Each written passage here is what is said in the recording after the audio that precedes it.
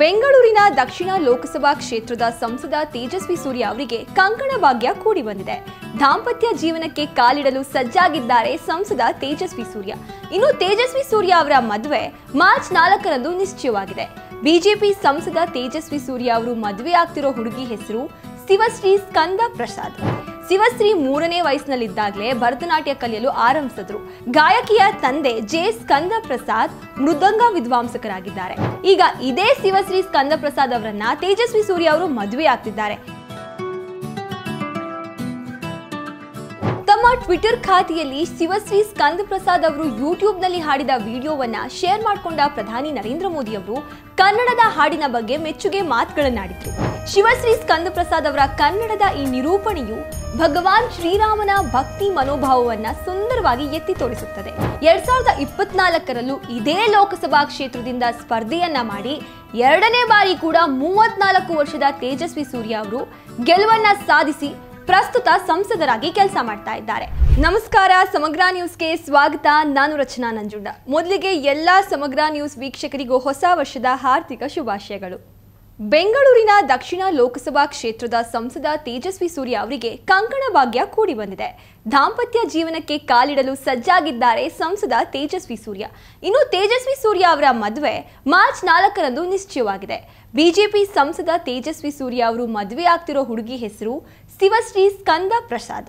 BTech ಪದವೀಧರೆಯಾಗಿರೋ Shivashree ಸ್ಕಂದ ಪ್ರಸಾದ್ ತಮಿಳುನಾಡು ಮೂಲದವರು. ಶಿವಶ್ರೀ ಸ್ಕಂದ ಪ್ರಸಾದ್ ಅವರಿಗೆ ಸಂಗೀತ ಅಲ್ಲದೆ ಭರತನಾಟ್ಯದಲ್ಲೂ ಕೂಡ ಆಸಕ್ತಿ ಇದೆ. ಶಿವಶ್ರೀ 3ನೇ ವಯಸ್ಸಿನಲ್ಲಿದ್ದಾಗಲೇ ಭರತನಾಟ್ಯ ಕಲಿಯಲು ಆರಂಭಿಸಿದ್ರು. ಗಾಯಕಿಯ ತಂದೆ ಜೆ ಸ್ಕಂದ ಪ್ರಸಾದ್ ಮೃದಂಗ ವಿದ್ವಾಂಸಕರಾಗಿದ್ದಾರೆ. ಅವರ ಅಜ್ಜ ಕೂಡ ಸಂಗೀತಗಾರರಾಗಿದ್ದಾರೆ. ಈಗ ಇದೇ ಶಿವಶ್ರೀ ಸ್ಕಂದ ಪ್ರಸಾದ್ ಅವರನ್ನ ತೇಜಸ್ವಿ ಸೂರ್ಯ ಅವರು ಮದುವೆ ಆಗ್ತಿದ್ದಾರೆ.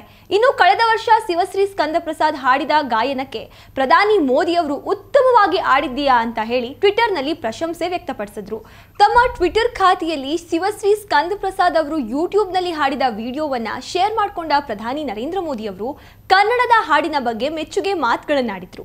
ಶಿವಶ್ರೀ ಸ್ಕಂದ ಪ್ರಸಾದ್ ಅವರ ಕನ್ನಡದ ಈ ನಿರೂಪಣೆಯು ಭಗವಾನ್ ಶ್ರೀರಾಮನ ಭಕ್ತಿ ಮನೋಭಾವವನ್ನ ಸುಂದರವಾಗಿ ಎತ್ತಿ ತೋರಿಸುತ್ತದೆ. ಇಂತಹ ಪ್ರಯತ್ನಗಳು ನಮ್ಮ ಶ್ರೀಮಂತ ಸಾಂಸ್ಕೃತಿಕ ಪರಂಪರೆಯನ್ನ ಸಂರಕ್ಷಿಸುವಲ್ಲಿ ಬಹಳ ದೂರ ಸಾಗುತ್ತದೆ ಅಂತ ಹೇಳಿ ಪೋಸ್ಟ್ ಅನ್ನ ಮಾಡುವ ಮೂಲಕ ಅಭಿನಂದನೆಯನ್ನ ತಿಳಿಸಿದ್ರು. ಯುವ ಸಂಸದ ರಾಜಕೀಯ ಪ್ರವೇಶಕ್ಕೂ ಮೊದಲು ಕಾನೂನು ಪದವಿ ಪಡೆದು ವಕೀಲ ವೃತ್ತಿಯನ್ನ ಅಭ್ಯಾಸ ಮಾಡ್ತಾ ಇದ್ರು. ಇದರ ಜೊತೆಗೆ ಬಿಜೆಪಿಯ ಸೋಷಿಯಲ್ ಮೀಡಿಯಾ ವಿಭಾಗದಲ್ಲಿ ಮೊದಲಿಗೆ ಕೆಲಸ ಮಾಡಿದ ಅನುಭವ ಕೂಡ ಅವರಿಗಿದೆ. ಇದಾದ ಮೇಲೆ ಬಿಜೆಪಿ ಪಕ್ಷದ ಪರವಾಗಿ ಮಾಧ್ಯಮಗಳ ಚರ್ಚೆಯಲ್ಲಿ ಭಾಗವಹಿಸಿ ತೇಜಸ್ವಿ ಸೂರ್ಯ ರಾಜಕೀಯ ಗಣ್ಯರ ಗಮನ ಸೆಳೆದಿದ್ರು. ಹೀಗಾಗಿ 2019ರ ಲೋಕಸಭಾ ಚುನಾವಣೆಯಲ್ಲಿ ಪ್ರತಿಷ್ಠಿತ ಬೆಂಗಳೂರು ದಕ್ಷಿಣ ಲೋಕಸಭಾ ಕ್ಷೇತ್ರದಿಂದ ಬಿಜೆಪಿ ಅಭ್ಯರ್ಥಿಯಾಗಿ ಕಣಕ್ಕಿಳಿದು ಗೆಲುವನ್ನ ಸಾಧಿಸಿದ್ರು.